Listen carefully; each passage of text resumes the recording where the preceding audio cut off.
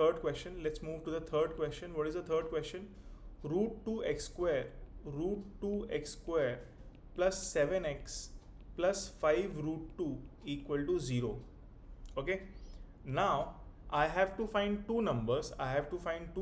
Whose product is root 2 into 5 root 2. Root 2 into 5 root 2 क्या होगा guys? Root 2 into 5 root 2. Root 2 into root 2 हो गया 2 into 5 which is 10. So the product should be 10. And the sum should be coefficient of x. The sum should be 7. Sum should be 7. So now let's write the factors of 10.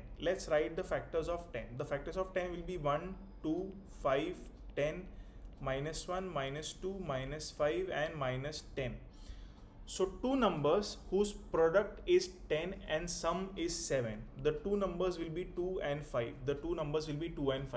Because 2 into 5 is 10 and 2 plus 5 is 7. So we will write the equation as, हम लोग equation को लिखेंगे root 2x square plus, अब मैं 7x को मैं लिखूंगा 2x plus 5x plus 5 root 2 as it is equal to 0. Now from the first two term, पहले दो टर्म में से मैं रूट 2x को कॉमन ले लूंगा. तो मुझे क्या मिलेगा? x प्लस रूट 2 मिलेगा, क्योंकि हम लोग 2 को हम लोग रूट 2 इंटू रूट 2 लिख सकते हैं.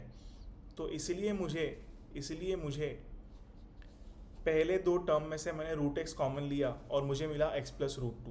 और दूसरे दो टर्म में से मैं ले लूँगा 5 कॉमन. अगर 5 कॉमन लूँगा तो मुझे मिलेगा x plus root 2 again equal to 0. Now from the entire equation, मैं पूरे एक्सप्रेशन में से x प्लस रूट 2 कॉमन ले लूँगा. तो मुझे मिलेगा root 2x plus 5 equal to 0.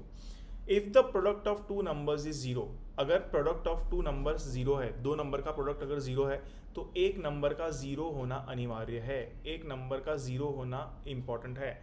So x plus root 2 equal to 0 और root 2x plus 5 equal to 0. So x is either minus root 2 और x root 2x equal to minus 5 and x equal to minus 5 by root 2. तो ये हो गए आपके दो solutions. So